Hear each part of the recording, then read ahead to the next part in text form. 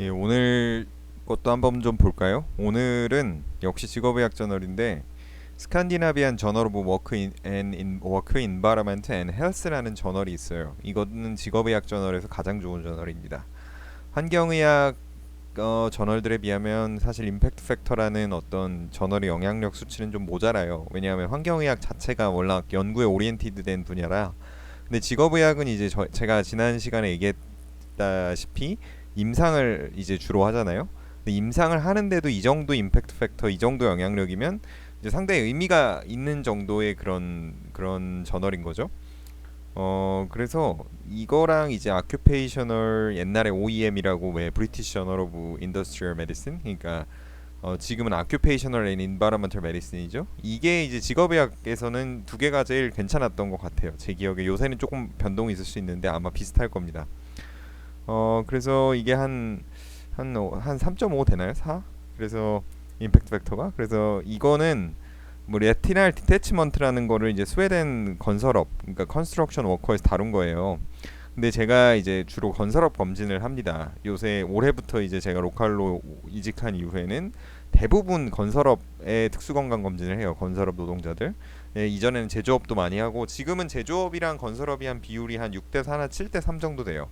그래서 건설업이 더 많은데 건설업이 왜 중요하냐면 선진국이 돼서도 없어질 수가 없는 산업이에요. 건설업은 미국의 예를 들어 미국 산업의학 저널 보면 건설업 노동자 연구가 굉장히 많습니다. 왜냐하면 건물을 우리가 안 짓고 살 수는 없잖아요. 물건 제조하는 거야 중국에서 들여오고 베트남에서 들여오고 이러면 되는데 건물은 이제 그 자리에서 지어야 되니까 그 자리에 올라가야 우리가 살 거 아니에요. 그 안에 살든 뭐 사무 공간으로 쓰던 상업 공간으로 쓰던. 그러니까 이 건설업이라는 거는 외국인 노동자를 쓸지언정 선진국에서도 없어질 수가 없는 산업이고 따라서 이 건설업 연구가 선진국에서 굉장히 많아요. 그래서 오늘 볼 거는 이제 스웨덴 건설 노동자들에게서 레티날 디태치먼트가 뭐냐면 이것도 굉장히 많은데 나이든 고령화되면서 인구가 망막박리라고 해서 우리 눈의 안구가 이렇게 안쪽으로 있으면 그 이렇게 쭉 그 망막이 덮고 있어요. 그 시신경이죠, 망막이. 그러니까 시각신경. 근데 이 끝 부분부터 이게 떨어져 나와요. 이제 그러면 이제 그 실명이 되거든요. 끝 부분 다 안 보이기 시작해요. 사람 시야에서. 근데 이게 이제 실명을 일으키는 거라 레이저로 지져가지고 원래 붙이거든요, 벽에다가. 이게 발견이 되면 안과 질환인데 이제 뭐 권투 선수들이나 많이 두들겨 맞는 사람들 왜 옛날에 일본 만화 같은데 보면 뭐 레티날 디태치먼트 망막박리가 생겼다 뭐 이런 얘기 뭐 몇 번 들어보신 적 있을 거예요. 그래서 굉장히 흔하진 않은데 꽤 자주 있는 병입니다. 요새 고령화되면서. 근데 이게 이 힘쓰는 헤비 리프팅을 하면 레티널 디태치먼트가 잘 생긴다는 거예요, 결국에. 그래서 스웨덴 컨스트럭션 워커에서 이걸 봤다 뭐 이런 얘기고요. 그리고 안과 선생님들도 굉장히 재밌어 하시더라고요. 이런 재미있는 게 아니라 흥미로워 하시는 거죠. 그래서 보시면은 결론부터 좀 보면은 여기 지금 보면 리절트가 25만 6,241명의 건설업 노동자를 대상으로 연구를 했는데 망막박리가 이 중에 1,588 케이스가 나왔다. 굉장히 많이 나온 거죠, 이 정도면.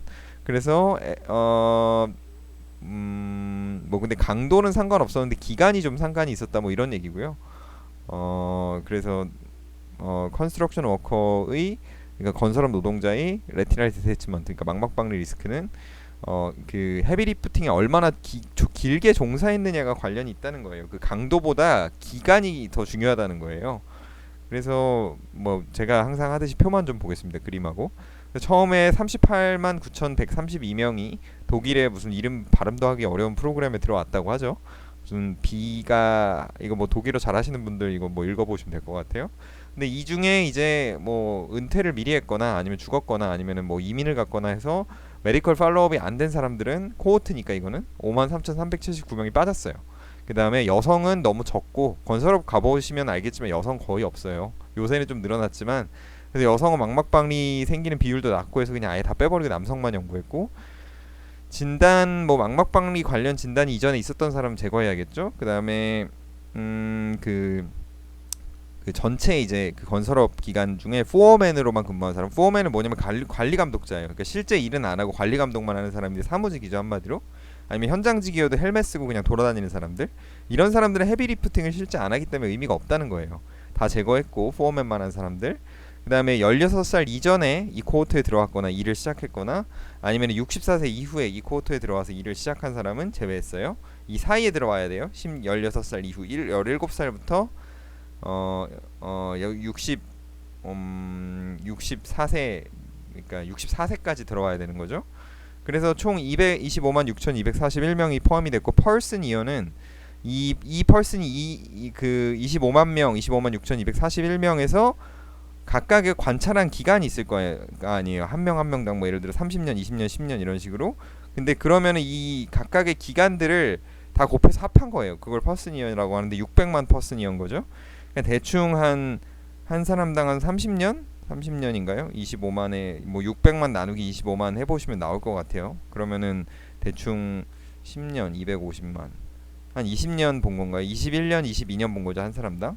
그래서 총 그 레티나 디태치먼트 케이스는 1588 케이스 생겼다고 하죠, 이 중에. 그래서 이거는 잡 익스포저 매트릭스라고 해서 노출을 좀 간단하게 평가한 거예요. 환경의학에서는 노출 굉장히 복잡하게 평가하죠, 정확하게. 근데 직업의학은 이걸 뭐 그렇게 막 아주 막 애큐러하게 막 그걸 평가하진 않아요, 정확하게. 그래서 자압 익스포저 레벨 1, 2, 3라고 해서 1이 이제 로우, 그러니까 리프팅이 좀 정도가 낮은 사람들, 2가 적당히 하는 사람들, 3가 많이 하는 사람들이죠.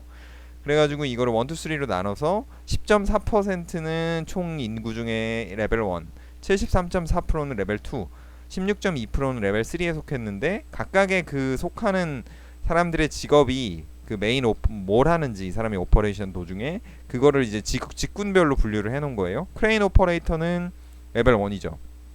드라이버는 레벨 2죠. 그 다음에 우드워커 레벨 2죠. 락워커 레벨 3예요. 콘크리트 워커 레벨 3예요. 그러니까 많이 리프팅을 한다는 거죠. 그 다음에 브릭레이어, 그러니까 벽돌 조적공이라고 하죠, 우리나라로. 이거 레벨 3예요. 그 다음에 페이스트 보드 레이어, 루퍼, 그러니까 지붕 작업하는 사람들 레벨 3예요. 뭐 들 게 많나 보죠, 지붕 작업할 때. 그 다음에 레벨 1은 셀러리드 임플로이, 아니면 크레인 오퍼레이터, 이런 사람은 거의 들 게 없는 거죠.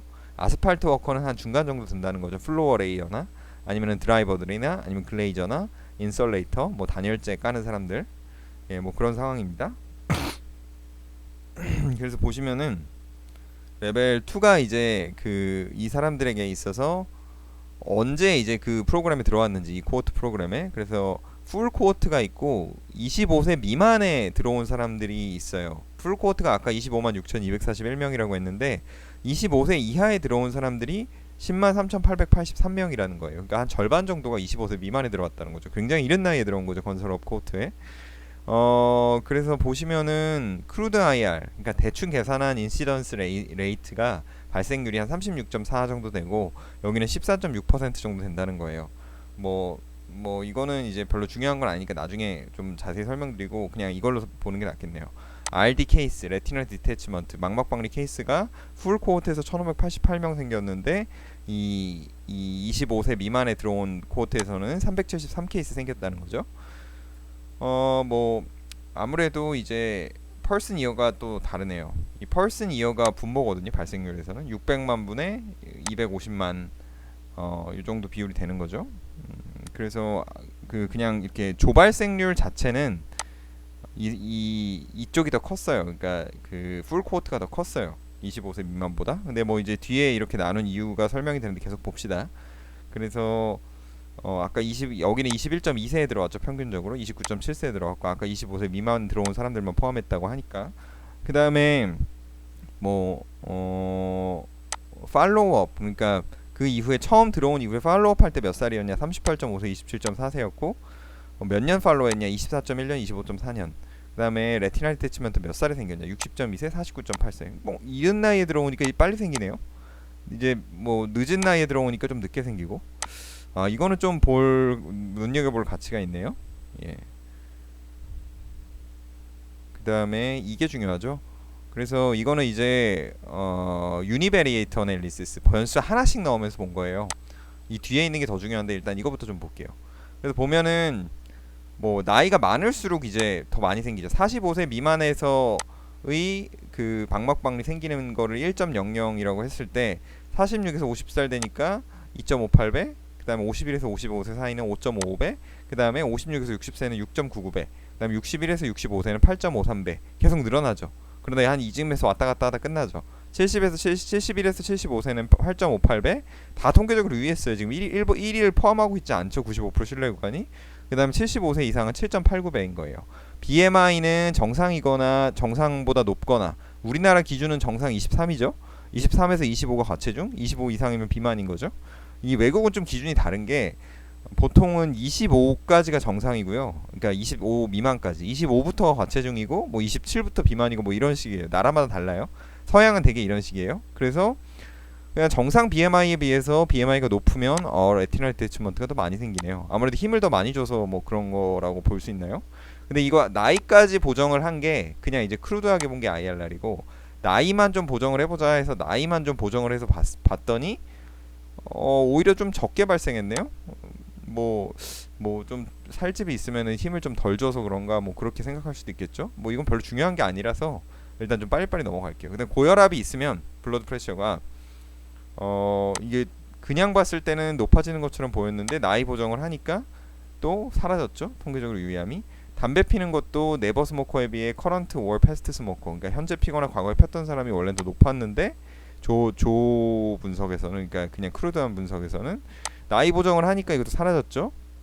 그 다음에 항상 안경을 쓰고 있는 사람은 이거는 뭐 나이 보정해도 남아있죠. 그러니까 항상 안경을 쓰는 사람 눈이 나쁘다는 거고, 시력이 근시가 있다는 거잖아요.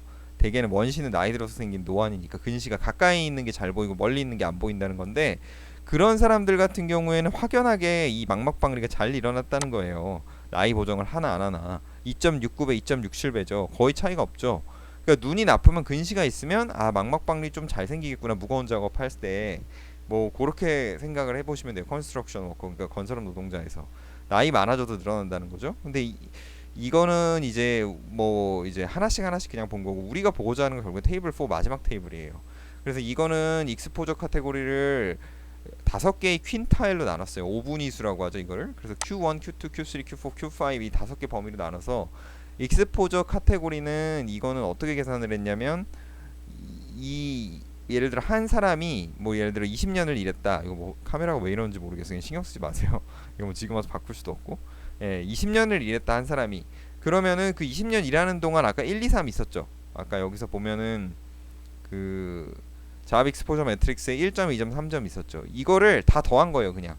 예를 들어 1년 차에는 1점, 2년 차에는 2점, 3년 차에는 3점, 뭐 이런 식으로 쭉 더해서 이 사람이 일 끝날 때까지 더해서, 그게 이제 0점에서 10점 사이면은 Q1, 11점에서 10점 사이면은 이건 오타 같은데요. 11에서 20이어야죠. 20 사이면은 Q2, 21에서 30 사이면은 Q3, 31에서 40 사이면 42까지는 Q4, 42 초과면은 Q5라는 거죠.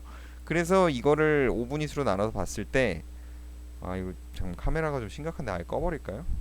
좀 보겠습니다. 그래서 IRR 같은 경우에는 이제 IRR이 그 인시던트 레이트 레이시오라는 건데, 그냥 뭐 상대의 위험도, 그러니까 발생률 뭐 대충 이렇게 보시면 돼요. 그래서 1.00이라고 했을 때 그 0점에서 10점까지, 그러니까 헤비 리프팅이 0점에서 10점인 사람이 1.00이라고 했을 때 Q1 점점 Q2에서 1.33배, Q3에서 1.56배, Q4에서 1.74배, Q5에서 1.75배, 이게 쭉 증가하죠. 근데 95% 신뢰 구간이 Q3부터는 다 신뢰 통계적으로 유의했어요. 1을 포함하고 있지가 않아요. 그러니까 이게 점점 증가한다는 거죠. 그러니까 이거는 강도랑 기간을 다 고려한 거죠. 결국에 이 익스포저 카테고리는.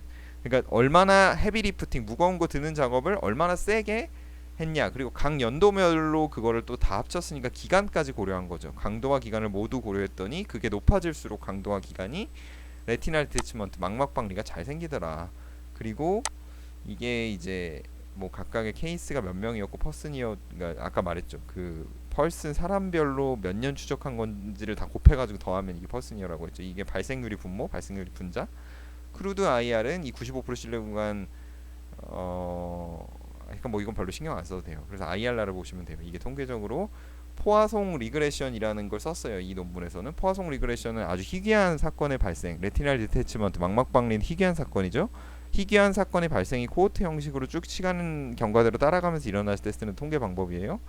그래서 포화송 리그레션을 써서 이렇게 계산을 했고, 결국에는 이게 최종 결론입니다. 그래서 강도랑 빈도, 강도랑 기간을 둘 다 고려했을 때 둘 다 의미가 있다는 건데 여기서 하나를 더 봐야 돼요.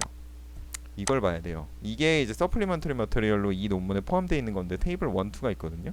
근데 이걸 좀 봐야 되는 게 아까 우리가 그 로우 미디엄 하이 1점, 2점, 3점 구분했잖아요. 그거를 이용해 가지고 이 사람들한테 그러니까 인시던스 레이트 레이시오 IRR하고 95% 신뢰 구간을 포화성 리그레션을 이용해서 구해 본 거예요. 근데 통계적으로 유의하지가 않죠. 강도가 상관이 없다는 거예요. 기간 안 보고 강도만 본 거예요. 이거는 강도만 보니까 로우가 1.00이라고 했을 때 미디엄은 1.04인데 하이는 1.15인데 둘 다 통계적으로 95% 신뢰 구간 1을 포함하죠. 의미가 없다는 거예요. 강도가 의미가 있는 게 아니라 그럼 뭐가 의미가 있냐? 기간이 의미가 있다는 거예요. 그래서 이거는 아까 강도랑 기간을 모두 고려해가지고 왜 각각의 해당 연도별로 강도를 계산해서 이게 쭉 합한 다음에 아까 그 5분위수를 매겼잖아요. 이번에는 그냥 기간만 본 거, 기간만 갖고 5분위수를 매긴 거예요. Q1, Q2, Q3, Q4, Q5. 그래서 그래서 각각의 고용 기간이 0년에서 5년, 6년에서 11년, 12년에서 16년, 17년에서 21년, 21년보다 초과일 때 잠깐만요. 이것도 하여튼간 IRR 계산을 했네요. 그 아까 말했다시피 그 포화송 리그레션을 이용해서. 근데 1.00, 1.06, 1.76, 1.94, 1.61 이렇게 늘어나죠. 그리고 여기서부터 통계적으로 유의했죠. 그러니까 이게 이 테이블 S1, 2, 서플리먼터리 테이블 1이랑 2가 말하는 게 뭐냐면 강도가 결국에 아까 강도랑 기간을 합쳐서 봤는데 그 통계적으로 유의했던 건 어디서 나왔냐면 결국 기간에서 나왔다는 거예요. 강도가 아니라. 강도는 이 자체만으로 보면 의미가 없었고 통계적으로 유의하지 않았으니까 기간만이 의미가 있었다는 거예요. 그래서 이 논문의 초록에서 결론을 내릴 때 보시면은 여기 나오죠. Increase with time spent exposed to heavy lifting. 그러니까 기간이 관련이 있었다 이거예요. 강도는 잠깐만요. 봐봐요. Average exposure intensity of heavy lifting was not associated with the risk of retinal detachment. 강도랑 평균적 강도랑은 노출 강도랑은 관련이 없었다는 거예요. 통계적으로. 그래도 헤비 리프팅. 예. 그래서 하여튼간 뭐 그렇게 결론이 난 거고 이 테이블 S1, 2가 그래서 그거를 추가적으로 보충해주는 의미가 있습니다.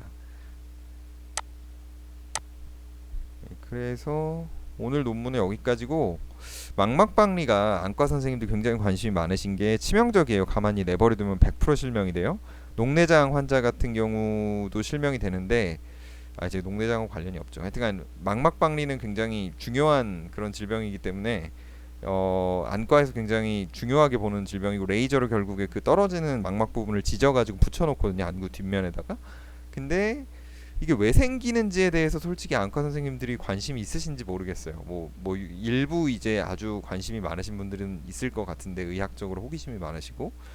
근데 이게 헤비 리프팅을 결국에 많이 하면 잘 생긴다는 거죠. 그래서 헤비 리프팅의 강도랑 기간 중에 기간이 중요하다는 거죠. 강도보다. 한순간 일순간 열심히 하고 끝나는 건 상관없고 그냥 그 무거운 거 계속 드는 걸 오랜 기간 일을 하면 결국에 그 레티날 망막박리 확률이 증가한다는 거죠. 그래서 그거를 좀 알아두시면 될 것 같습니다. 아마 이거 모르시는 의사분들 되게 많으실 거예요.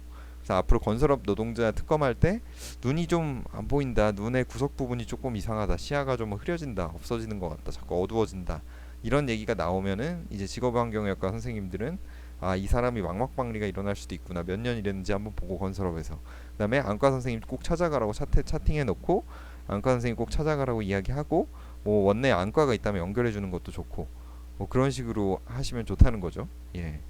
그래서 이게 우리가 그 안전보건공단 지침에 왜 특수건강검진 하는 그런 게 나와 있는데 거기에서 다 담을 수가 없어요. 애초에 그렇잖아요. 의학이란 게 끝이 없는 학문인데 이거를 어떻게 그런 가이드라인에 담겠어요. 이렇게 계속 새롭게 발견되는 게 나오는데. 그래서 저는 우리과 의사들 같은 경우에 공부를 굉장히 많이 하는 게 중요하다고 생각합니다. 이런 것들을 캐치해낼 수 있는 거는 결국 알고 있어야 캐치해낼 수 있기 때문에. 예, 그래서 다음 시간에는 이런 더 재미있는 내용들로 한번 찾아뵙도록 하겠습니다. 예, 감사합니다.